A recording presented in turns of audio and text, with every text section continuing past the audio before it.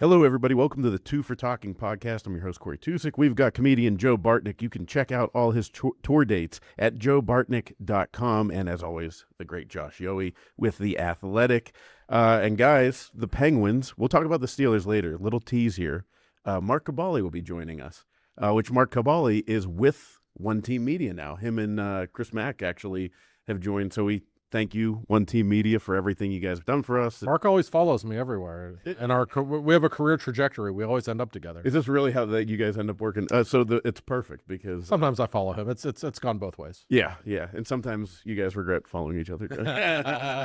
I know that one, but so yeah, we thank you, Brian Hess, and everybody at the One Team Media company for producing these shows. And so the Penguins, we'll talk Steelers in a little bit, but Joe, you just kept saying 5 straight. I think I've heard you say 5 straight the whole time we've been here, like maybe 10 times. Well, when you were putting out the show as a producer, you're like, we got Kaboly and this, and I'm like, this is before Sunday night. I'm like, we've won 5 in a row. I don't want to bitch about Tomlin for 3 hours when I can talk about the greatness of the Pittsburgh Penguins. I mean, it turns out we'll be celebrating on Tomlin I'm sure that Rooney's down are going to be contract extension right now. It's probably signing right now. No, but the Brad tags are 5 in a row since Christmas. Yeah. And Josh, you've been there for every second of it. It's just incredible. And we're in the playoffs. We're in the playoffs again. It's the best. It is. About 2 hours ago, I was actually sitting in Dan Muse's office for a little one-on-one interview, a little plug. Be coming tomorrow in The Athletic. And I looked at him. I said, hey, I got to ask you a question. I said, what the hell did you say over the Christmas break? Because the team I'm seeing right now is not the team I was seeing in the middle of December. Like, what changed? And he basically told me, and it sounds crazy at first, but if you think about it, he said, if you go back and look at those games when we lost 9 out of 10, we did a lot of good things in those games. We scored a ton of goals. Like, it was not all bad. We had 3 or 4 horrendous finishes to those games where people would be talking completely differently about us. And he's actually right. If you think, like the San Jose game, it was embarrassing the way they lost, but they were up 5-1 in the third period. Like, there's a lot of examples of that. He basically said 90% of it was good. And we took that and we stayed positive. And so many guys have told me he wasn't yelling at us. He didn't, have us throw a shitstorm. He just kept us together. And he stayed positive, and now look at them. That's what made me so sick was we got all those leads. Yeah. Mm-hmm. We played brilliant hockey 6 times where it's like, oh, we're up 3 goals. It's like, let's just clamp it down. Right. And that's why, and what's going to happen is when we're in by a point or down by a point or the last week, if we just could have had a couple of those back. That's right. But we're all positive today. Lizotte. Getting Blake Lizotte back, really? I mean, as much as my guy's coming back, I think Thursday, but Lizotte changed everything. Then we got our 4th line again, which I've said on this show almost every week that Sully never had, a line that can just go over the boards and settle everything down, which he was using. We score a goal, we give up a goal. Those guys just put 45 seconds on the clock, and Muse doesn't have to have a heart attack. I can't say enough about the impact that Blake Lizotte has made. And not just defensively. Yeah, we think of him as a guy who's very safe to put out there when you're up 3-2 with a minute left, which he is. But, they're in Columbus Sunday afternoon trying to come back, and he's throwing the 4th line out there all the time. Like, he's just rolling 4 lines, and those guys are creating as much offense as anybody. We haven't seen that in years in Pittsburgh, and I like Connor Dewar. He's been a perfect 4th liner. Achari has exceeded expectations. I give him credit. But Lizotte, to me, is the guy who makes that line go. And it's his speed. Look at how many turnovers he produces every single game just from his just being a pest. He brings people to the fight. Yeah. Even if he's not aggressive, you just watch him and you're like, you're going to be a hound dog on the puck.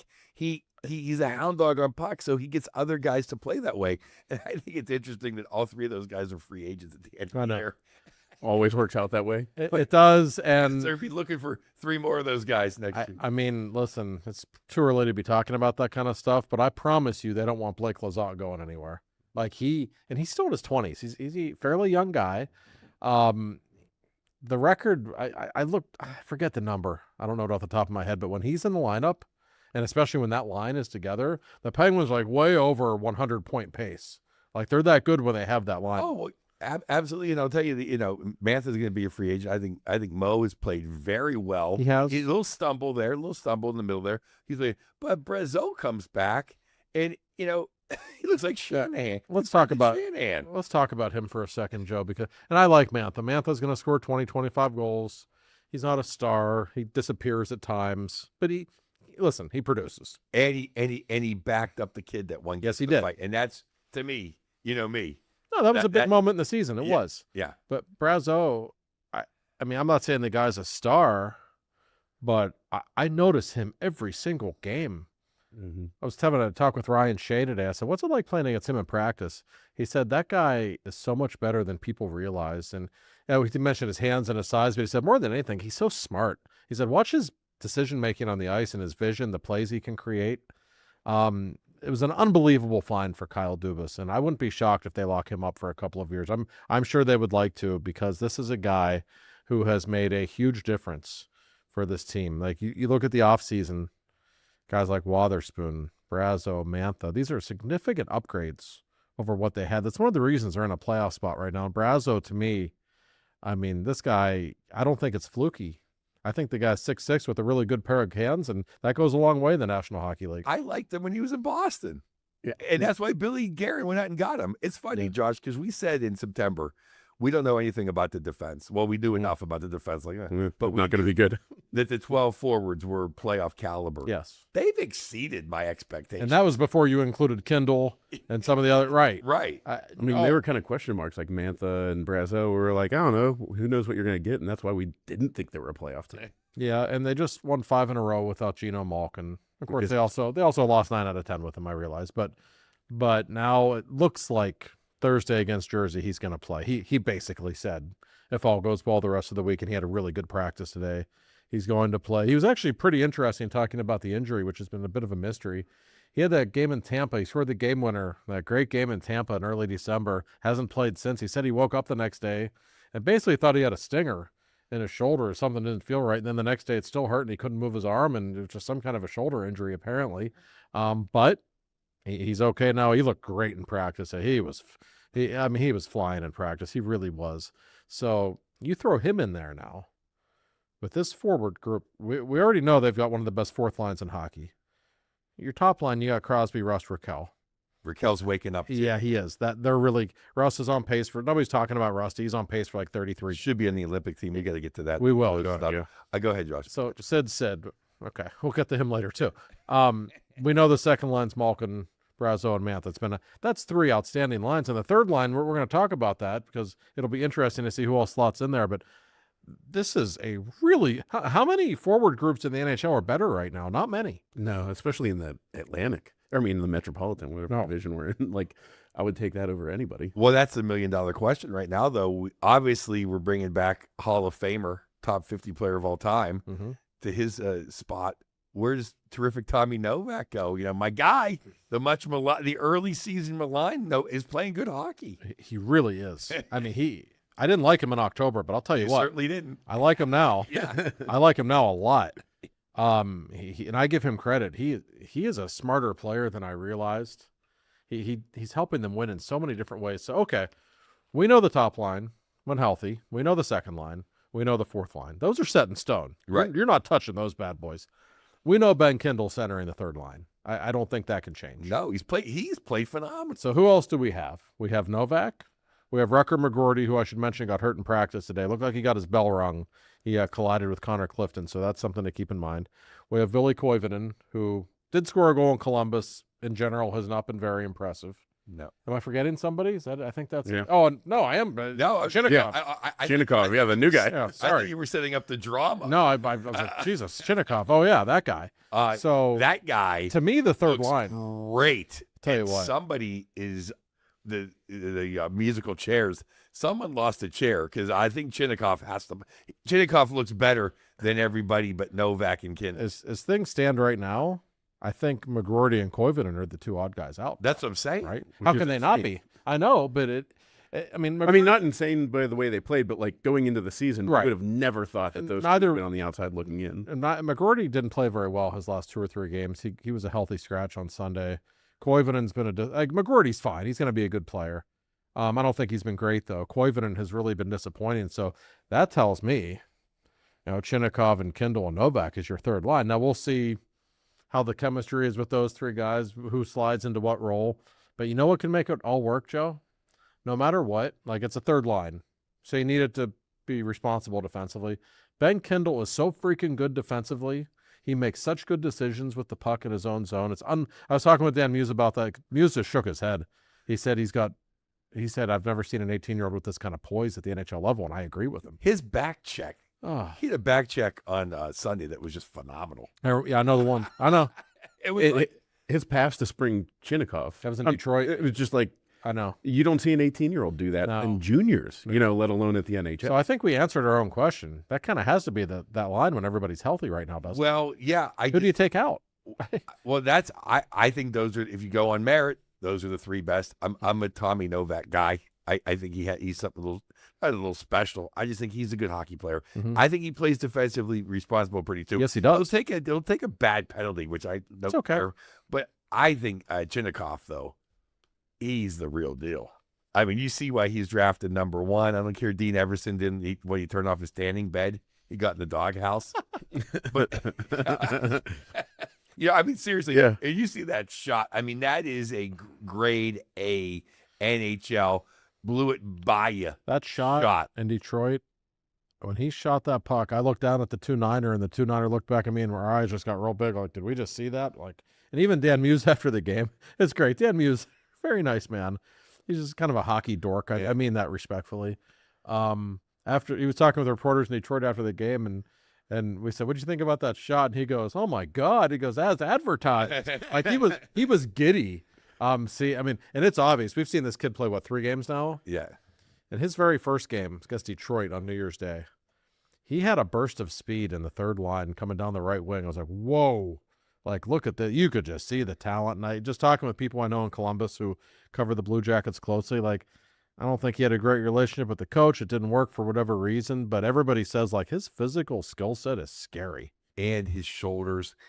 What is he? He's 208. Yeah, he's not a small guy. No, he's a man. He doesn't get knocked off the puck. No. I like his decision making. I think it's a given that he's ahead of Koivunen. Oh yeah. I don't want to put him ahead of. I think he's ahead of McGroarty too, which I wish McGroarty played a little better, and he wouldn't be. Right. But I just think that it's hands down that he's the better player of those guys. No, and Wrecker will be fine. But listen, somebody's going to get hurt. That's the way it goes, right?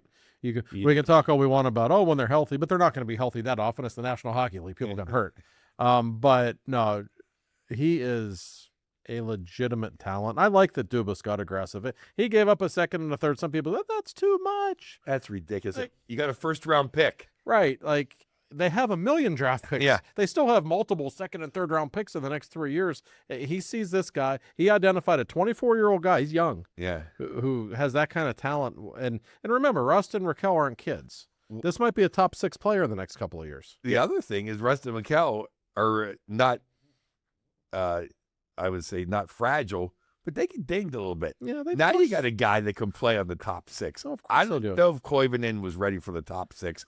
They don't treat McGroarty like he's ready. I treat him a little bit more like he's ready than they do. Mm-hmm. I think it's further proof that Kyle Dubas listens to the show, because we were just recently, I think a couple episodes ago, talking about the fact that we're if somebody gets injured, who's going to slot in? That's where you're thin. And all of a sudden, we got it. And I know Joe's very happy because this means that Kevin Hayes is nowhere near the lineup at the moment. That is, something, and I will shout out to Alex at Daniels, because the first thing he said was, and I said, "Oh, this is Lazard." He goes, "Yeah, and 5-0 without Kevin Hayes." And let's face it, if Kevin Hayes was on the 4th line and you never saw him, that's one thing. He's on the top. He's always in the highlight of the bad back check. He's always fishing the puck out of the net, and he has no business on any power play, which I know you like, Josh, is Big Braz, PP1. He knocked off Mantha. Mantha's doing okay there, but didn't belong there. I think Braz belongs there more than Mantha. I'm telling he's more willingness to go to the net, quite honestly, which I think is important. This is the deepest group of forwards the Penguins have had since the Cup years. I'm not comparing them to those teams, obviously, but just in terms of depth.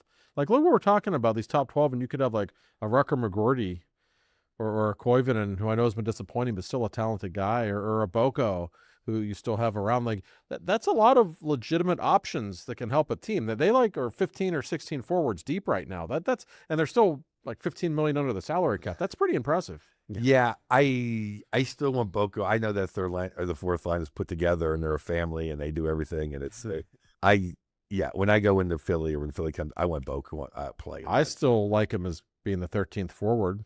I like him being around every day and inserting him as needed. Yeah, that goes a long way towards the other teams. You know what I mean? Especially like getting ahead of ourselves here in a playoff series, when you know that if that guy could come in the lineup at any moment, you know what I mean? I like 13th though. He's on the trip.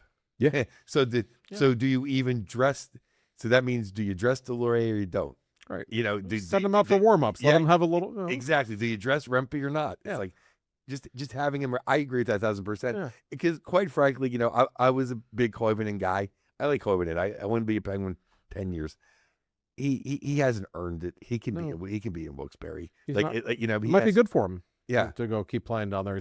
He has not played at the same level that we saw in April when he came up last season, when he was really good. Oh, exactly. He's not the same guy right now. So, and your point of his how he can't get his shot off, and you see Joynikov, it's like boom. Oh, it's off. And you know what I like about him? Like, we've only seen him for 3 games. He is a shoot first player. Love it. And the Penguins haven't had enough of that. Too many times, even to this day, we see let's force the puck to Sid, or let's tic-tac-toe on it. This guy's like, no, I'm going to shoot the puck. Like, he knows what he does well. And I think that's a really important thing. So I love the depth, Corey. I mean, it's impressive when healthy, and they're getting pretty close to being healthy. We'll see about Rucker. Before we go any further, though, guys, I have to mention the captain of the Hawks. I was going to say, we've gotten, 27 minutes without the cap. The man's 38 years old. He's on pace for 48 goals. He's on pace for 94 points. He's just keeps going and going and going with absolutely no signs of slowing down. I think people, not in Pittsburgh necessarily, but I think a lot of people just take for granted. Wayne Gretzky scored 9 goals when he was 38 years old, okay? Like, that's what happens when you're at that stage of your career, even for all-time great players. Sid doesn't look any different to me than he did 5 years ago. It's incredible. Well, on that point, I don't know. I know you were at the game. Mr. Subban Purnell could not speak any highly of anybody. I don't think he says nice things about his mother as much as he was blowing Crosby along the air. I mean, the whole telecast was like a Pittsburgh, just like how great the Penguins. That was amazing. For a national telecast, you almost never get it. Even Messier had to just say how great the Penguins were playing. It was funny. They did, though, say how Letang was in the wrong spot, and Purnell was just like, yeah, I didn't even have to explain that. You don't, because you don't pinch there. When I teach kids at camps, you don't do that. And maybe Messi goes, yeah, that's you said it perfectly. But other than that, Saturday was just a master. Well, that was a clinic. I mean, it was a master class. But yeah, the national media is really, I think talking well of Sid right now. Well, the Penguins are a great story. They really are. They were supposed to be a bottom 5 team. Everybody thought that. And not only are they not, but they're fun. Like, they're entertaining. They're scoring a lot of goals. They're playing the way Pittsburgh likes the Penguins to play. Yeah. And what they've done since the holiday break, I think we all thought when they lost 9 out of 10, like, okay, this is a real problem. They didn't just lose 9 out of 10. They did so in such theatrical, dramatic fashion that a lot of teams would have been crushed by that. Yeah, soul crushing. But I will go back to the conversation I had to Ryan Shea today. I said, like, okay, how'd you break out of this? What happened? And he referenced the captain again. He said, I've had a lot of captains in my hockey career. You lose 9 out of 10, they're going nuts. They're punching walls. They're, the negative energy's pouring out of them. Sid was still smiling, still happy, just like kept us positive the whole time. He said that went a long way because we would have been fragile, but we weren't because of him. And it's no coincidence that he's got like 9 points in his last 5 games. He's playing out of his mind. And like Staggy said, they were just winless. They weren't pointless. And Staggy and I had a chat about that yesterday. It's actually a good point. He's someone who's listening. Then yeah, oh yeah. Staggy sent me a very long text. Said, Josh, stop calling it a 9-game losing streak. I'm like, actually, he's right. Yeah. Yeah. You got a point. It's not really a loss. 3-on-3 is not really hockey, so I don't consider that a loss. No. Yeah. In overtime, it could go anywhere in a playoff game. And it's so funny, too. Like, how, like, it seems like, and we've all witnessed the last 20 years, it seems like Gino just doesn't think it's regular hockey either. Right? It doesn't care. He's fourth all time playoff overtime points. Yeah. And Sid becoming number one overall. Sid's number one, and then you have the two Oilers, and then Gino. It's just funny. I see all these people on Twitter. Sid's 5-on-5 play is not as good this year. He's making mistakes in overtime. Like, okay, he does have the most points in overtime history in the National Hockey League. Part of that's because of longevity, I realize. But the big boys are doing okay. And Malkin, some guys when they've missed a month, when they come back, it takes them a while. Gino's not really one of those guys historically. He usually can jump right in and he'll be fine. I bet you he'll play well on Thursday. Oh my God, when Gino comes back, I mean, this takes me back to like the early days in Mellon Arena, but like there's just such a different buzz in the arena. You know what I mean? Like everybody comes for Sid, of course, but like when Gino's not playing, there's like a little bit of like, oh man, we don't have both. Like there is a visceral reaction and connection between Gino and the fans. There always has been. And we will miss it when he's gone. And who knows if this is his last season? Nobody knows at this point. But exactly at the halfway mark, and back he rides on the white horse Thursday night to join a team that's already hot. Should be a fun atmosphere in the building Thursday for that. Yeah, I mean, Sid's your dad. He takes care of everything. But Gino's your godfather and your fun uncle. It's like your drunken uncle. Yeah. He is. Yeah. He's the best. He's the one you want to. He's the best. Yeah, it is gonna. Sid pays the bills, but Gino, let's go have a drink. Yeah, exactly. Exactly. Yeah, he pays for the strip club. Yeah. He's the first one to give you a beer. We'll get to the defense here. We got to also talk about Mr. Neofis, but we got a couple of things we want. No, I just want to make a point on Gino was Emily Kaplan, who I really like. I think, and I know I think it got aggregated from you on a different website that they're going to talk to Mr. Malkin's people about an extension. Yeah. Kyle said back at the beginning of the season they would talk during the Olympic break with his agent, and they'll go from there. I don't know that it's going to happen. I know for a fact that last summer the plan was to not give him a new contract. I thought this would be it. I don't know if anybody planned on him being this good this season. Right. And I don't know if that changes things or not. It may. We're going to find out if it does. But I know Gino wants that. You can ask him anytime you want, and he'll say, I'll play in the fourth line next year. I just want to be here. Well, what's funny about that is that now he's going to have another little 3-week vacation, so have another 3-week, which is good, audition. He's going to come out of the gate flying. No, Brazeau is on fire. Manta's playing. He's going to have another good 3 weeks to up the contract. And I think the only one who will be mad will be our buddy Mark Madden. I think everybody else will be very happy. Oh, Penguins fans would be delighted. Yeah. You mentioned everyone will be happy. You mentioned the Olympic break. Like, I think these breaks are good for Gino. Yeah. Like, he don't want to play in 82 games anymore, so he got 15 games off. He's going to get to play for a few weeks, then he gets 3 weeks off again. And I was also talking with young Mr. Kindle today. I asked him how the body was holding up. He said, okay. And then I asked him if he was looking forward to the Olympic break. He said, oh, yeah. And that'll be really good for him to get at his age, playing NHL games every night. That's tough. Well, I have a point to jump off of that point now. Everyone's like, oh, Ben Kindle's the future, and he certainly is. But does Kindle not slot more as almost a really great number 3 center in the big picture? Or is he, like down the road, you mean? Because of his defensive responsibility and just the way he sees, or do you see him carrying a top line? Like, I don't know. I'm still mixed on him if he really is, I don't know if he has the size to be Le Cavalier, to just carry like. I'll meet you in the middle. Okay. I don't know that he's ever going to be a number 1 center. There's only a few of those. Right. Okay. There's only so many Crosbys, McDavids, Matthews. There's only a few of them. We have 2 of them. Right. Yeah. I don't know. He's not a big kid. I don't know that he projects as that.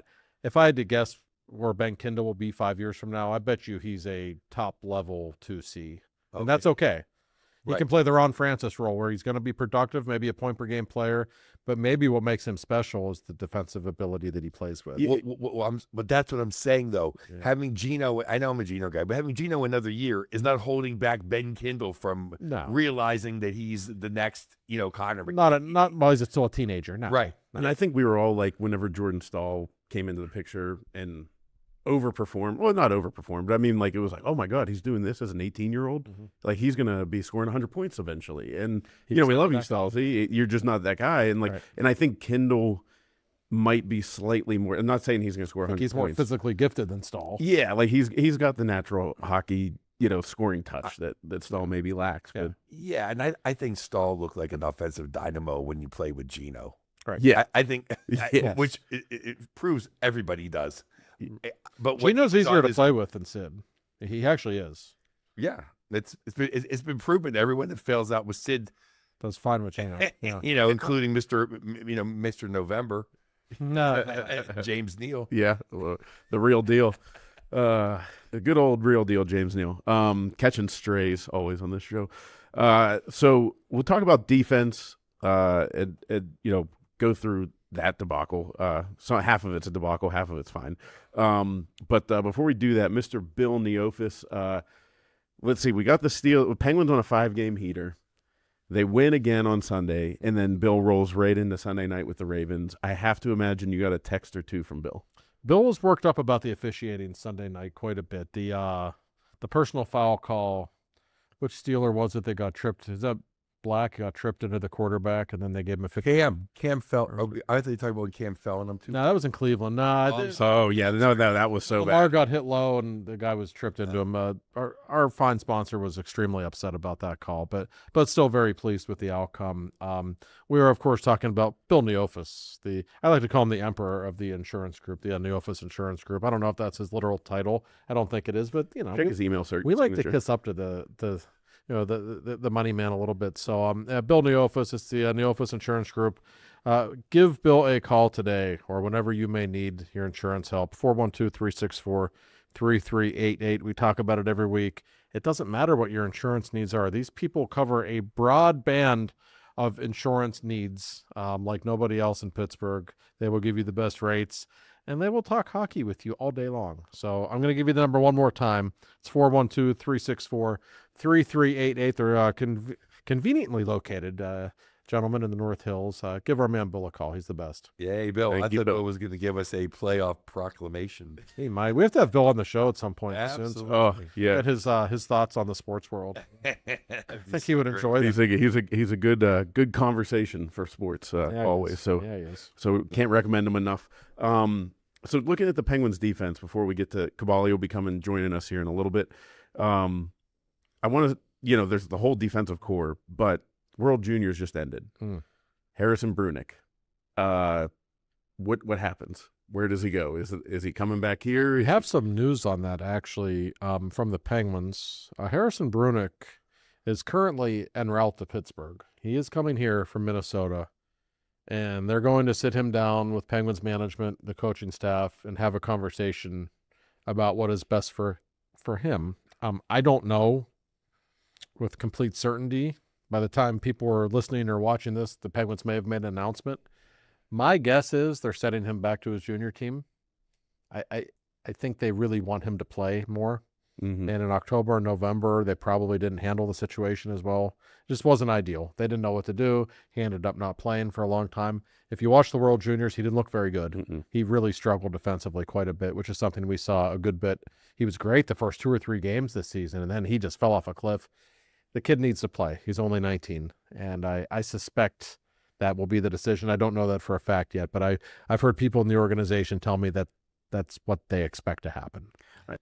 It's kind of funny how he went from tag teaming with Caleb Jones to that marvelous performance in the Garden game 1, and now he's at juniors. Somebody messed up somewhere along the line. Yeah, I think sometimes they get going back to juniors is good just to literally get your sea legs. You know what I mean? Like, he's got all the raw talent. He's got the ability, the awareness. Just go back, slow the game down for yourself a little bit, because it felt like it got way too fast for him almost. It did. I just felt like watching him play, and even in the World Juniors, like, you can see the talent, his skating ability. Oh man, big time. I don't know if he processes things on the ice very well right now. I just feel like he's a step behind when I watch him. And the best thing for that is just to keep playing at a lower level until it comes. And I think that's what will happen. And also, this Penguins blue line might not be great, but it's a little better and a little deeper than we thought it was. Like, I don't know where you would insert him right now. Like, St. Ivan, he's not great, but he's okay. Like, he and Shea as a third pairing, it kind of works. So I don't know where he would be playing anyway. Well, I think the pair kind of works. St. Ivan is what he is, though. He's a 6'7" forever. I think Shea's played so well that I would have liked to seen Brunick play with him. I think he never had the chance because Shea was with Letang at the beginning. So Brunick never really had the steadiest guy to play with. Right. You know, so I don't know. I would have liked to have taken more of a chance on Brunick. But now we're trying to win high. He did what Kindle was doing, that McGroarty did a little bit, but Kindle more. But Brunick more than anybody, he was making these moves that you can't make in the National Hockey League. Yes. He was trying stuff that works and when you're playing in Kitchener or somewhere. Yeah, and Wilkes-Barre. Yeah. Yeah. When you're playing against some 17-year-old. All right, when you're doing it against Jack Hughes or saying, Yeah, no, that spin move doesn't work against Tom Wilson. Right. No. And it's, so my fear is he's going to just do more of that against the 18-year-olds now. I would want thinks that he couldn't go to the AHL. I think I would have kept him up here I would have made ways to make him be the seventh guy all the time, and he plays every third game, and that's what I would have done. But I would think that the Penguins are going to be, I mean, they're always watching their players and have development coaches everywhere, but I would imagine they're going to be heavily watching him and coaching him throughout the season because, like you said, Joe, that's my biggest fear of him going back is like slipping into bad habits. And, it's on the development staff here, and I'm not saying they screwed up, but we this got a little botched. It did, but it was also a tough spot they were in. Oh, yeah. And I understand that. And he's 19. Yeah. So it's nobody made a grave mistake. No need to freak out. He'll be fine. He's going to be a really good player. But the fact is, he's a right-handed defenseman. Carlson and Letang aren't going to be around forever. He's a guy who's slotted to replace them in the next couple of years, bottom line. But you can say this, Corey, that he looked worse this year than he did last year. Mm-hmm. He learned more. He got more mistakes. Yeah.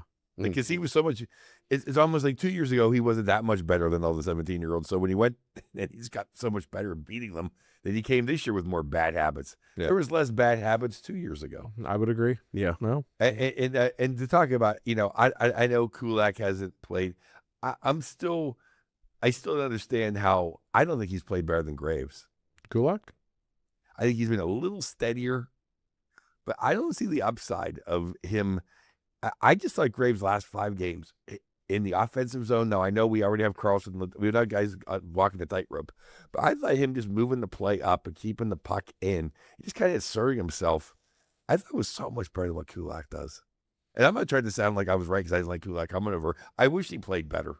What do you think, Josh? I know what you mean. Thank you. I have 2 thoughts on Kulak, and they contradict one another. I don't think he's been particularly good.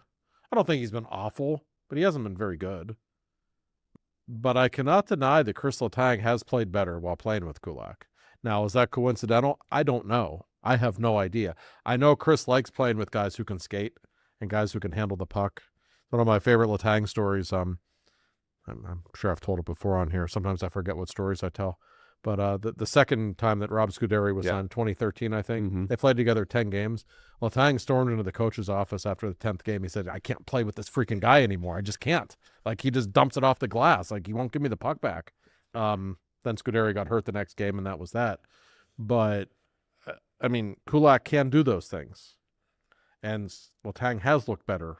So he becomes valuable, and you can't really take him off the ice if he's making Letang play better. And if his presence, for whatever reason, is making Chris better. Chris hasn't been perfect the last few games. Far from it. But I do think we've seen an improvement in his game. So maybe Kulak has something to do with that. I don't know. But there's a part of me that feels bad for Graves because he's played so much better this year. But I go back again to the depth we're talking about. Like, okay, if you have to bring Graves up, now it's okay. Like, you have people who you can fill in. That's a really good thing. Well, I think Kulak is a 99-cent store Dumoulin. I think Dumoulin. Yeah. Dumoulin is better than Kulak, sure. Period. But Graves, for all his problems, is an upgrade over Dumoulin if he plays the way he could play, or the way he played in Denver. You know what it is with you Graves? know what I mean? I do. I think with Graves, and I'm going to compare him in this way to Tristan Jarry of all people. I think at some point he just lost a lot of people in the organization. Even though he's been better, I just don't think they trust him. I just don't. And when that happens, like Jari was great this year. The second Kyle could trade him, he was gone. And that's because of things that have happened in the past. And sometimes that just happens. And I get that sense with Graves, even though he's clearly been better this season. They're still not eager to have him in the lineup. Okay, then on that point, is Clifton lost? Because we all like saying Ivan, he's a good story. He came up a couple years ago. He's a good guy. I don't think he's played any better than Clifton was playing. And he doesn't bring Clifton's kind of assholiness. Joe just created a word. I like that. Two for talking. No, I love Clifton. He's a little kamikaze missile out there, isn't he? Right. He yes, I agree. I think he and St. Ivan are comparable. Like I know what you mean. St. Ivan, he's been okay. He had that one terrible mistake where he shot the puck over the glass for no particular reason against the Wings. Other than that, I don't think he's been bad. I just think he's been okay. And again, he and Shea play well together. They're comfortable together. So, and I think Shea's been really good. I really like his game. Yeah. No matter where he's like playing with Letang's hard. It's really hard. He's on the third pairing now. I think he is so dependable. He's got a lot of Chad Rueda on him. Like he's just a solid, dependable defensive guy. So yeah, it probably is a bit of a problem. They haven't really figured out all season who they want to be on that third pairing right side. It's been Brunick, it's been Clifton, it's been Matt Dumba, it's been St. Ivany. Nobody really knows. And if this team's still in playoff position, come March when we get to the deadline, I would not be shocked if Kyle's looking for a right-handed defenseman, even though he's got a bunch of them. Yeah. If he's looking for an improvement to play with Shea to give you a better third. Now, could he play both sides? He can. I think he's more comfortable. Is he anywhere near coming? I don't think so. I mean, he's closer, I guess. He should be ready at some point this regular season. Yeah. Obviously. I think Staggy said that they were all scared. It's funny because it was just reported like today that, or I think Seth put like, because now I'm backtracking for another thing. Like Sunday, Malkin skated. I thought Malkin's been skating for 2 weeks. He has. So, yeah. Okay. And Jones might not be that far away. We'll see. I mean, what did you think about him in October? I thought he was all right. He can skate. I was shocked. He can skate. Somehow he beat out Duma and Clifton. Right. And then he looked great. He proved it. A couple of really good guys. I think it was a game in Florida. We got hurt. He was playing great. Like he can really skate. That's one thing I will say about him. So again, it's easy to forget about it. We're talking about all this depth. They've got like 9 or 10 defensemen who are okay. Like maybe none of them other than Carlson are special, but they do have depth like they haven't had in so long, and all this cap space they have now. They listen. They're in an interesting spot right now. They're still in an ascent. They're still building, but isn't it amazing how much better you feel about the Penguins now than even 12 months ago? Oh my God, it's night and day. And I mean, they don't even have to give up anything, like they have a ton of draft picks, but like they don't have to give up assets to improve this team. Like they're literally the entire East is jumbled up into within 5 points of each other. Yeah, I mean, and, in Florida, I mean, I think Florida gave the Avs one of their only 3 regulation losses. Is that all? And they're not playing, and they still don't have Barkov, and they still don't have Kachuk. Yeah, don't forget about them. And Kulikov. No, I'm just saying them and the Bolts. Other than those 2 teams, you can't definitively say that we would lose a playoff series. Oh no, anybody except those 2 teams. That's actually one of the questions I wanted to ask you guys. It's like, is there a team in the Metropolitan Division that you would rather be? I mean, not like aside from being a fan. Well, hey, like we know that they didn't have Slavin, and they didn't have a couple of their, whatever regular season Rod protege, boring ass players, but we didn't have Gino. And that was the first time we really kind of put it to them last week. They're not very good right now, Carolina. They're just, something's a little off with that team. If we're talking matchups, like historically, when I say historically, I mean the last 3 or 4 years, the Penguins struggle a lot with Carolina and New Jersey. Those are 2 teams that give them fits. But you know what we all want? We all want the Penguins and the Capitals to finish in the 2 and 3 slots, right? Absolutely. You see it one last time? It could happen. It's like right now on paper, it's like, oh man, that's like a point away from me. Penguins and Capitals. Just the sports writer in me is like, oh, geez, I'd be all right with covering that for a couple of weeks. Oh my God, yeah. I wouldn't even think that's just a dream come true. We're just gonna take Joe to DC and take the show on the road. Like, oh my God. I used to go to the old Cap Center. That's one thing I've never done. Bucket list is chant "Let's go Pens" on the steps. On the steps. Yeah. Oh yeah. You will not be alone if you do. I'd do it even at a loss. But before we get to Kaboly here in a minute, you know, I like your point about Connor Clifton. I feel like defensemen, you can only have like one or two that don't have any asshole in them.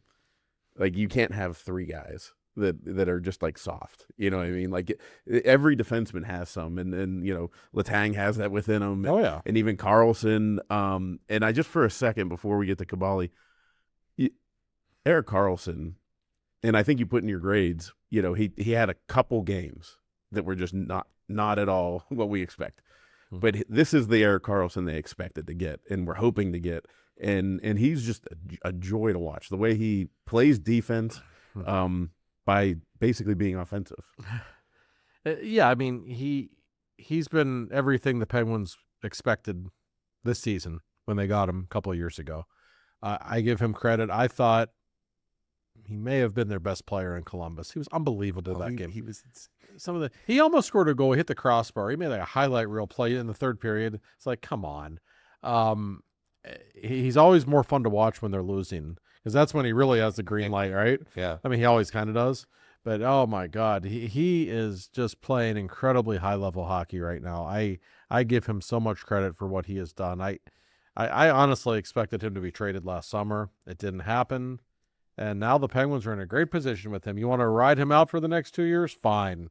Absolutely. Watching him keep the puck in is like it's like if Larry Murphy was a magician. Yeah. Like he does it just as good as Murph, but with more flair. It's amazingly fun. And I know when we get to Kaboly, because this will give me a 4-hour conversation after this. But how about we've gone now, 45 minutes, haven't talked about the goaltending whatsoever. Haven't even brought it up. That's a good point. Yeah. And I guess that's what happens when it's okay. Yeah. It's been fine. Because Miroshov has been pulled the last 2 games. So the savior can't even come to save our ass. Yeah, that's okay. No, and Skinner in particular, much better his last 2 games. Yes. Didn't have a ton of work in Detroit, but still, you can see him, I think, kind of settle down a little bit. And the way the Penguins are scoring goals, like, just be average. If you get average goaltending, they have a real chance to be a playoff team. I really believe that. Absolutely. I mean, as long as we can keep the net, if we can prevent goals the way we've been preventing goals, we're absolutely a playoff team. But let's throw it over to Mark Kaboly because we have the Steelers who we got to talk about them after that game on Sunday night. But also from the Mark Kaboly joining us, he's from the Kaboly and Mac podcast, which I got to say is part of the One Team Media Group. I just saw that announcement, and that's the studio we're in right now. And when I mentioned that earlier, Mark, Josh said that you have a tendency to follow him everywhere he goes. Let's figure this out first. This has been in the making for us for like 6 months now, but my cohort has been dragging his feet, so it just become official here recently. So, and by the way, I'm the one that hired Yoey in 2004. You followed me, Manessa. You followed me, McKeesport. You followed me to. I only follow you to the fancy towns in Pittsburgh.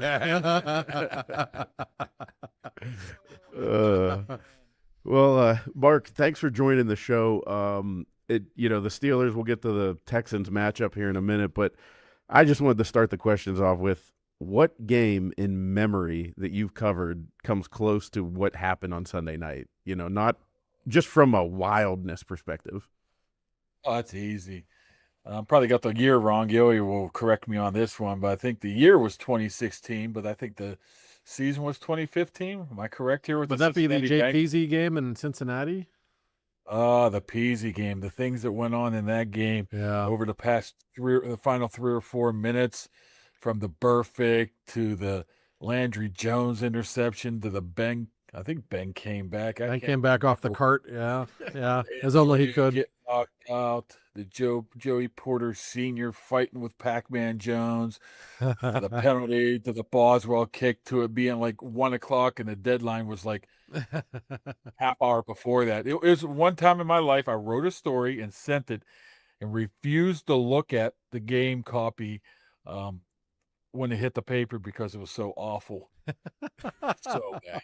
It changed like 8 times in 10 minutes. It was like, it was awful.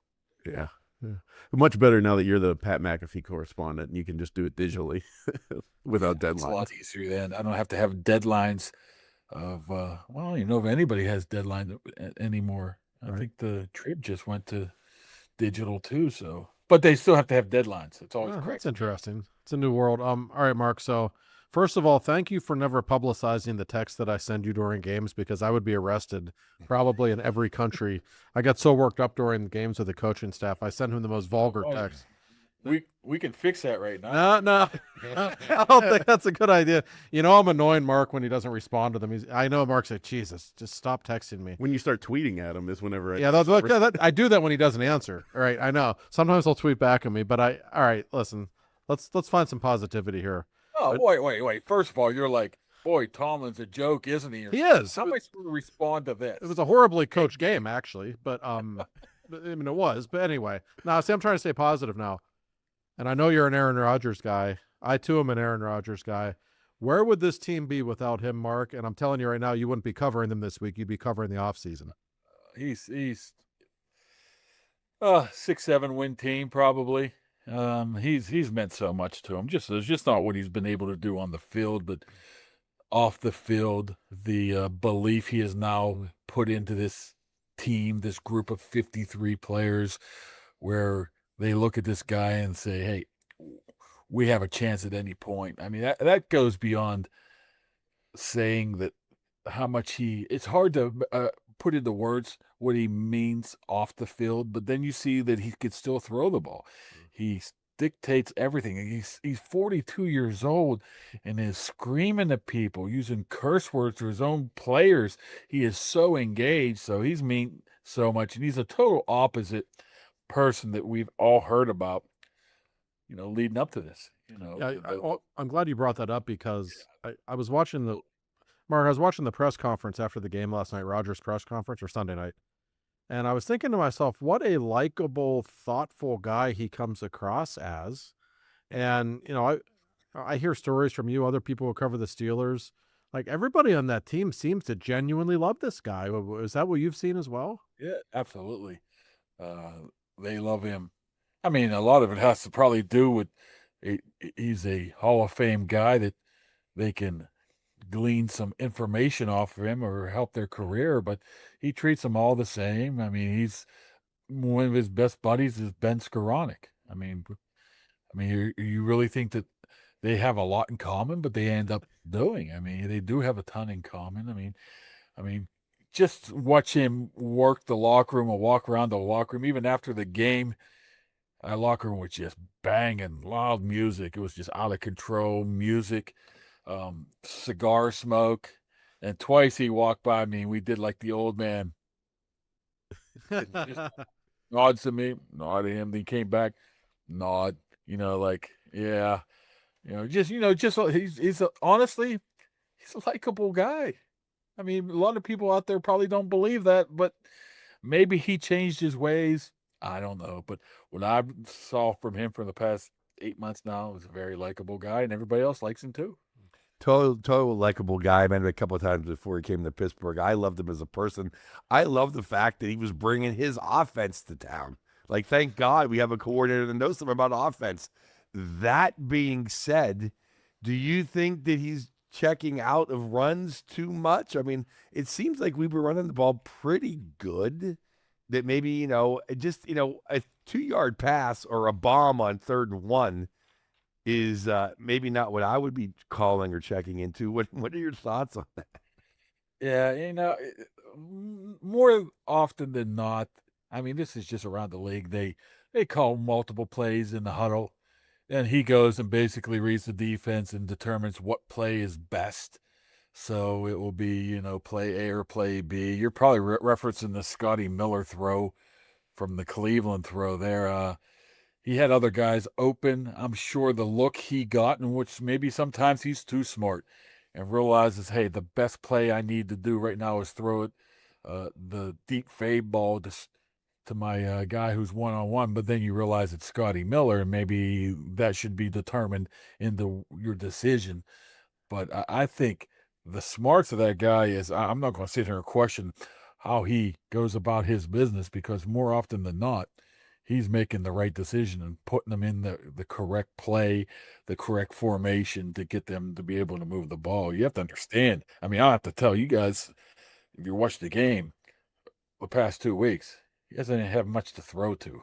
Well, And to be able to put up some points, that's pretty impressive when you have Scotty Miller, and I'm not going to say bad about anything about Adam Thielen, but he is a 35-year-old guy who's very good at what he does, which is a third down guy. But when you elevate him to a different role, it's a little bit different. So, well, this might be. I don't even think this is. Maybe this is not even under his design, and maybe it's just who's in the game. But it incenses me when it's 3rd and 1 or 3rd and 2, or it's 5 wide out and no one in the backfield. It doesn't. I honestly, He's like, and so Rodgers has nothing to do with the throw. But I just, I know him from the 70s. But could you please put a running back in there to at least pretend we might run the ball, or why don't we run the ball on 3rd and 1? It just. You look at the analytics, and I hate analytics. But the majority, if you're outside of 3rd and 1, if it's 3rd and 2 or longer, the majority of the play call is always going to be a throw. It's kind of strange like that. So I don't think they're doing anything out of the realm of possible, out of the norm. But yeah, sometimes when you got that 250-pound running, or I don't even know if Jaylen Warren's 250, but his backside looks like it's 250, and those quads look like they're 250. You would like to believe that he's can get a yard or two at will. So that's just today's game. We're too old. Yeah, we probably want 2 running backs in the backfield at the same time, and run the Chuck Noll counter, Chuck Noll pulling plays. First Dan Kreider. Yeah, I know. Exactly. I certainly want Franco and Rocky and Swan and Stallworth. I know. I'm like, give me Dan Kreider. Right, Josh? That's right. Yeah. So staying with Rodgers, there was some stuff floating around on social media that if we had lost, the Steelers had lost on Sunday, that Rodgers was not going to come back. Now that they have won, does that mean he's definitely coming back, or what do you think happens next year? I don't think anybody knows. I mean, first of all, I think what would have to happen for him to even consider coming back is, close your ears, Josh, the head coach has to come back, because if he's gone, Rodgers ain't signing. I never considered the possibility that he wasn't coming back, so it's not my first rodeo. Arthur Smith would have to come back because those two get along extremely well. And he's talked about a lot of times, Rodgers, is how that second year in the offense is just so much better for him. So he would have to come back as well, which all indications point that would happen. And he's going to have to want to play. I don't see why he wouldn't, unless he's just done with it. I mean, you want to go out somewhat on top and making the playoffs and playing well. Do you want to put that into jeopardy next year as a 43-year-old guy? I'm sure he's going to take some time off, but I would imagine the Steelers, how the Steelers depth chart at quarterback, and how they're not going to get anybody in the first round of the draft. It's just not going to happen. The Steelers are going to want him back. It's just a matter of does he want to come back, and he still wants to play football. So right now, I don't think anybody knows. Correct me if I'm wrong, Mark, but they're going to have I know we shouldn't be focused too much on a few months from now when they're in the playoffs, but they're going to have the flexibility financially to go get him a couple of weapons, to actually have a couple of receivers other than DK, correct? Yeah, I mean, they do have some money to spend, but they do have to spend some money as well. I mean, it shouldn't be that much. Darnell Washington has to be a guy they have to sign. I think Herbig is a guy they have to sign. But they're going to have to go out and find somebody, for the fourth straight year, the wide receiver, right? I mean, obviously, Roman Wilson is not. He's never said this, but if Aaron Rodgers liked Roman Wilson and trusted him, he'd be playing. Right. So there is figured that out. I have 2 points. One is, who would have ever thought that Rodgers would even be healthy enough to be good? I mean, he broke his hand and he still played. I mean, we all thought he would have missed 6 to 8 games this year for a variety of reasons. I thought that was don't think that doesn't play a big part in what his teammates see.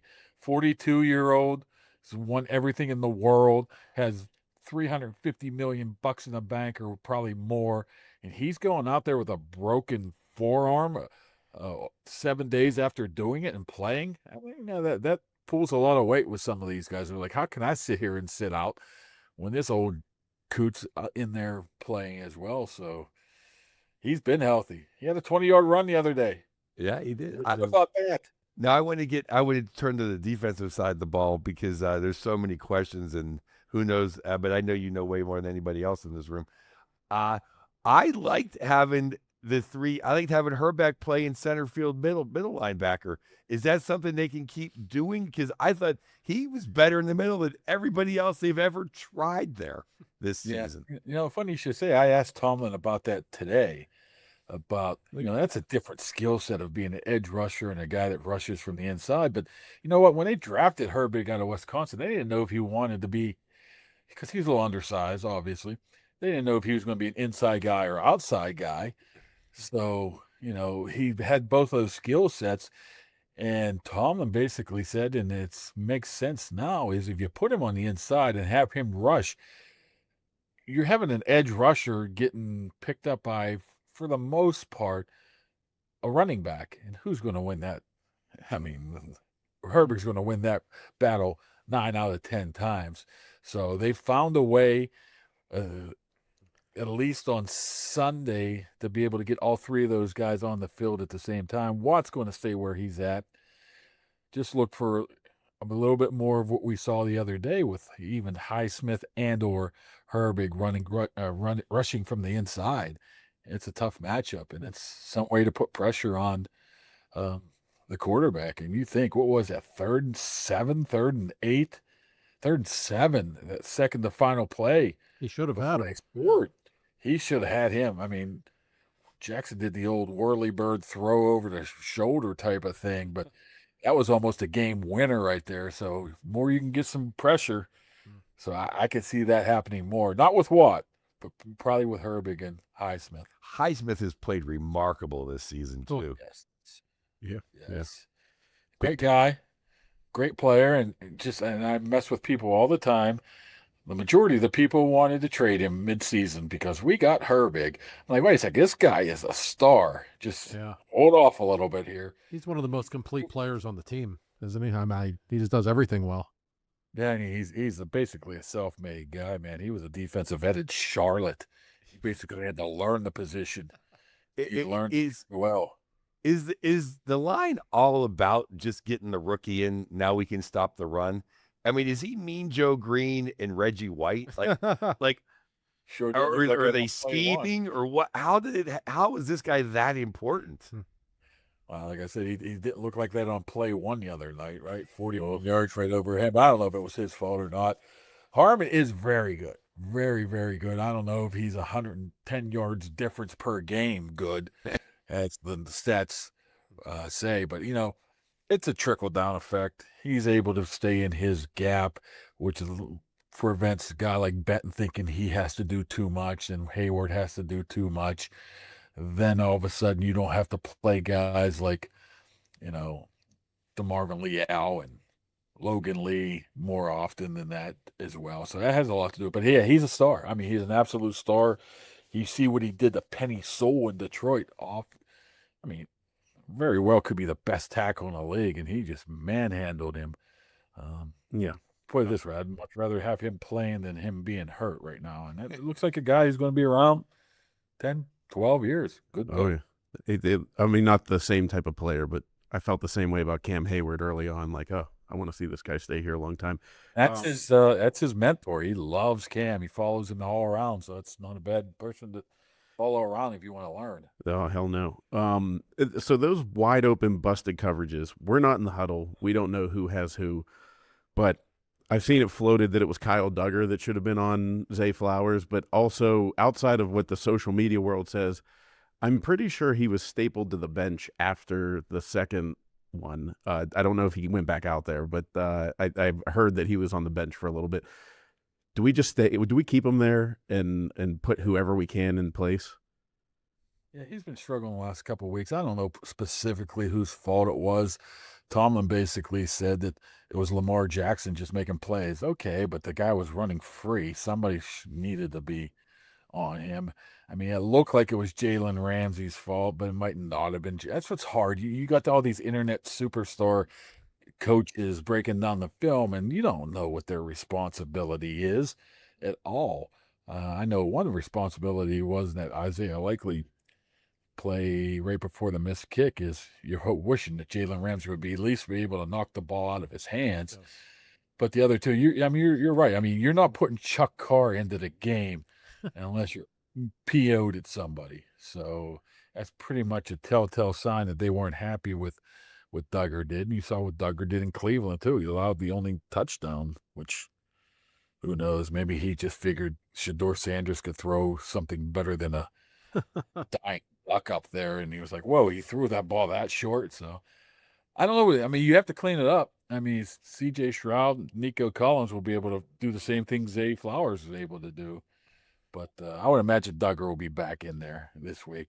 I don't think you want Chuck Clark in there. No, I wouldn't. I would not think so, Mark. Looking ahead to this Monday night, I have to admit, love the Pittsburgh Steelers all my life, but I have a little bit of a man crush on the Houston Texans defense. That defense, every time I've seen them play, is unbelievable. They are a violent defense, maybe the best pass rush in the league. What do you think is going to be the Steelers' plan in terms of combating that? Do they have to run the ball a little more? As great as Aaron has been, he certainly didn't play very well against Cleveland when he was under a lot of pressure, and I have to think he's going to be feeling the heat this week against a defense that's this good. He's going to throw the ball. Same thing as always. Get rid of the ball in 2.3 seconds, right? Yeah. That's what they're hoping to do. Maybe chip a guy or two. Maybe not to the degree what they did against Myles Garrett. But a lot of that's going to be relied on Aaron Rodgers. You can't hold on to the ball. And this is, honestly, I mean, this is probably, I can't even think when they had a test. This offensive line's played extremely well over the past month or so. And I'm just trying to think the last time they had a defense that could rush the passer like this. They were able, I mean, I guess you could look at Cleveland, but they were a one-man band. So what I'm saying is Dylan Cook and company and the whole right side of the line is playing extremely well. It hurts that Darnell Washington's obviously out, but Spencer Anderson playing at jumbo tight end should be able to help a little bit as well. But I think it's all, I mean, to answer your question, you're going to have some quick hitting slants, throws, catch and runs, not keep the ball in your hand to be able to not be sacked 3 or 4 or 5 times, which I don't think he's been sacked. Not much lately. More than 2 or 3 times. I think the most sacks that he's ever been in the game has been 3. I think so. He's pretty smart. The biggest beating he took all year was against Seattle, and I don't think any of us knew how good that defense was at the time, but obviously it is. Yeah. Seattle, I mean, they probably had an outside chance of winning that game too. Yeah. It's weird. I mean, they play some really good teams and either played right with them or beat them, but then they lose to some crap teams like the Bengals and Browns. Yeah. That's what I'm worried about this game. What team shows up? You never know. Yeah, it's I mean, Josh, you could probably tell us the box score the last time they lost a Monday night home game. It was October 14th, 1991 against the New York Football Giants. I know that much. That was interesting. Who was quarterbacking? Neil O'Donnell, probably. For the Giants. Come on. For the Giants? Jeff Hostetler, right? Oh. I think so. Yeah. You were at that game, too. No, I was not. It's interesting because something has to, the immovable force, the irresistible object. It's Monday night in Tomlin. Yeah. It's a playoff game and a Monday night game. Monday night streak, I know. What's your gut feeling, Mark? What do you think? I've been so wrong this year. Although I was right on the Baltimore game, but I think I was just trying to get the season to be ending, so I picked them to win. And I've been so wrong lately. I mean, didn't every Steeler I'm sorry, Kedja, I think everyone knew they were gonna, once Baltimore won in Green Bay, we're gonna lose Cleveland and we're gonna beat Baltimore because that's just the way it was gonna happen. It's not a better team to beat. Somehow my algorithm on my Instagram or my Twitter is going to all these Baltimore Raven fans. Oh no. Like they're taping themselves saying, "Yeah, watch, we're going to beat the Steelers right now," and it's like, it's just every single one's funny because they think that game was in the bag when Loop came on for the 44-yarder, and it just keeps the algorithm keeps pumping them in, so it's rather enjoyable to watch. I mean, nobody hates the Ravens more than nobody hates the Ravens more than Yoey, but I hate the Browns more than the Ravens, actually, but it's fine. well, same team. That's true. Man, it's tough to make a decision here. I'm like waffling because every time you think they have it figured out, they don't. Yep. And it's been like that the entire freaking season. Texans have won, 9 in a row? They have. But they're not a complete team. Still a shrugging. team that plays in a dome coming out of the cold. Their running back is, right? Woody Marks, right? Exactly. Yeah. I mean, they're not going to put up 30. Here. So it's a tough. I want to think that they can go in and win this game, but I always keep thinking, what about that Buffalo game? What about that Chicago game? What about that Cleveland game? What about the first half the other day where it's like, oh my goodness, what team showed up?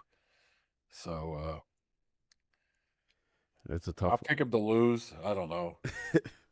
What do you think about one thing that worries me, and this kind of leads to them losing, is the fact that I haven't watched a lot of Houston games, but it seems like they can get home with 4 guys. They don't necessarily need to blitz a ton, and that is just from like armchair quarterback. Is that something that you think the Steelers are going to be facing, just 4-man pressure with a lot of zone, making it tough to get it out quick? Yeah, I mean, I'm sure they could, but they're getting DK Metcalf back because it's just monstrous. I mean, you basically take Stingley away. If they're going to watch him man-to-man or at least follow him around the field, at least you take their best corner out along with maybe your best wide receiver. But it's going to be a lot of catch and run. If it is zone, then you look for guys like Freiermuth and Gainwell. I mean, it's a simple offense when you think about it. I mean, you just flip it out to Gainwell and say, go get 6 yards on first down. Go get 4 yards on second down. I don't think they're going to try to reinvent the wheel or anything like that. They're going to have to run the ball. They're going to have to play their best game of the season, which means running the ball. They're going to have some big plays. They're going to have to not allow big plays. I mean, every cliche in the book they're going to have to do to be able to win this game. And I think they can do it. It's just a matter. I mean, don't underestimate how much DK Metcalf means to this team. Just his presence out there. So, plus it's a big shot in the arm for him. He had to feel like a total jerk if they didn't make the playoffs because of his suspension. So he got a second life, and you would hopefully. Mark, is he going to hear any boos if the offense is introduced? No, maybe. I don't think you're going to hear any boos at all, unless How was the atmosphere Sunday? It seemed on TV like it was pretty good. There was maybe the first series or so. There was a couple smattering of boos. That's about it. Put it this way: the Steelers win. At least we can guarantee one thing. I don't have to hear Yoey say they need to fire the quarterback, the coach for the next year. I mean, you might. You have a bigger I mean, I'd still fire the defensive coordinator after what I've watched all season. But what do I know? Well, there's a guy in Atlanta that just got fired. That tends to be good friends with Mike Tomlin, who tends to be a pretty good defensive coordinator, Raheem Morris. So, I just want them to stop playing Renegade. Yeah. Oh no! It did give up another touchdown the other night, didn't it? It doesn't matter. It's an event. It's more than just. None of the players even know what's going on. Joey Porter Jr. might know what's going on, but it's more of just the identity of the city, the identity of the organization, and the Steelers. Who cares about the players? Who cares about that? So I care because it sticks. I said this on TV.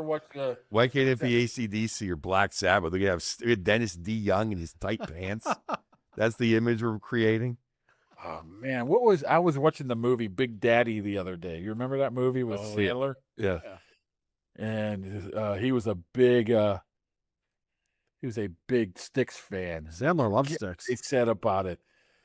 I wish I had that quote up. It was really, and that's what it makes me think of this. I mean, big Styx fan. Well, that's not your typical Styx song, right? No, it It doesn't, doesn't suck as bad as all the rest of them, quite. But Come sail away, fam. Killing me here. the visiting teams are on quite a heater whenever Renegades Well, do, actually. Huh? You know what? Honestly, Yoey would text me, who doesn't like, when they play Sticks or Renegade. I'm trying to look at this quote, but when they're using Renegade at the wrong spot, he'll just text me, "It's time." So Or don't too let that early. kid you. Too early. I did text you the other night. It's time. And then it didn't work. They actually executed it properly. Yeah. I once had jury duty with the guy who had the idea for Renegade, by the way. Oh yeah, Big Chin. Yes. Marchinsky. Yes. Great. I mentioned that. A fair, objective Pittsburgh jury. Yes. I always tell him on his obituary he's going to say Mike Marchinsky, inventor of Renegade. As it should. And Mark, I know we got to get you out of here, but I always ask you for a Yoey story. And I remember one time you talking about Josh being in the press box with you at a Steeler game. Can you give us like the 30-second version? Touched me in the leg when they score a touchdown or something. It was the Palomalu pick 6 against Baltimore. Still, my favorite of all time was the pick 6 by Rasheed Mathis, Jacksonville. And we were on the opposite sidelines. We were out on the field at the time. And Yoey's just like intercepted. The game's still going on, and he's lumbering in the middle of the freaking field because he knew it was over. I'm like, what are you doing? I walked in front of an NFL Films guy who started going nuts on me. I'm like, whatever. I was pissed off because Tommy Maddox is losing games. I think that was the game when Maddox had garbage thrown on his front yard the next day. What year was that? 2005. That was the Super Bowl year. Really? Yeah. His career got ended by the ghost of Hank Williams Sr. Who was the ref I told off in the field? Was it Jerry Austin? Was that his name? And you're like, that's Gerald Austin. I hate Gerald Austin. I'm like, you should stand right there. Yeah. Or when we were underneath the goalpost when Doug Bryan missed the field goal, you started like fist pumping. You can see me fist pumping on me. If you ever watch that on YouTube, you can see me. I had the brown coat on, giving one of these. This is very professional when it comes to the football cup. I was never objective in my Steelers coverage. Not that I really Mark. We had 2 credentials, so Mark would just bring me along to quotes. That was basically the extent of my Steelers coverage. You remember the one time you had to be in the office and they lost maybe the Raiders, and I walked in and went, you're like, F you. I didn't have to say anything. I wasn't very pleased about. You were wearing a royal blue shirt, and I don't repeat the language I use, but I was like, you look all happy with your royal blue shirt on. Fuck out. I know. But Mark, thanks for being on our show. We love you. Always a pleasure. Yeah, always a pleasure. I love hearing these Yoey stories too. The professionalism. I'm a good sport. The stories can be told. It's fine. Yeah. I don't mind. But Joe, what do you think about this? We got 3 games between now and the Steeler game. So next week, hopefully, we're talking about what 8-0 Penguin, 8 game winning streak and a Steelers victory. Yeah, it's Jersey, the Flames at home, and then at Boston. 4 out of 6. 4 out of 6. Jersey's always a tough matchup. At Boston's home to Calgary's the one that you better win that one and find 2 points. I'll take 2 losers or a win and a loss. There's only a few crap teams in the league right now. Calgary's one of them. You don't want to lose to them at home. It's so funny they got on a heater. It sounds like a word play. The Flames were on a heater. Look at you go. They did play good for a couple of weeks there for a minute there. So we'll see. yeah, no, we got to beat the Calgary at home. The organization. Yeah, the organization. Yeah. Well, yep. Let's take care of the Canadians this weekend. And hey, they didn't win gold at World Juniors, so that makes me happy. Even though we didn't make the medal round. We didn't get to that, but it means so much more to them than it does us. Yes. I'll tell you what though, not having whatever, you don't want to have Rust. Okay, whatever. Oh yeah, the Olympic team. It's sad no Rust, but not having Jason Robertson, the Pasadena kid on that team for what? For TJ. I know TJ's a Pittsburgh guy, but come on now. Yeah, I think we're gonna have a lot of Olympic lineup conversations as we lead up to February. I'm going to tease it even more though. How about Cooper Petty did not take Sam Bennett? Incredible. Oh, all Sam Bennett did was win the last 2 Stanley Cups. Conn Smythe and had the big goal at the 4 Nations, but no. I was stunned he wasn't on that. Bo Horvat, that loser. And they didn't take Schaefer. They took Sandheim. They took over Schaefer. Are you kidding me? Crazy. Yeah, I don't know. I can't wait for the Olympics. Might have to have a watch party. Might have to have an Olympic watch party with some fans. That's a great idea. We'll have it with all the Russian contingent. Yeah. They say how they kicked their ass, but Canada's scared. Get a dog, Cooper. Get your dog in the corner. You're scared. I think we need to find a bar that wants to have some White Russian special during the Olympics, and we'll be there. But we thank you guys as always. Hopefully, we have an 8-game winning streak and a Steelers divisional round game to talk about.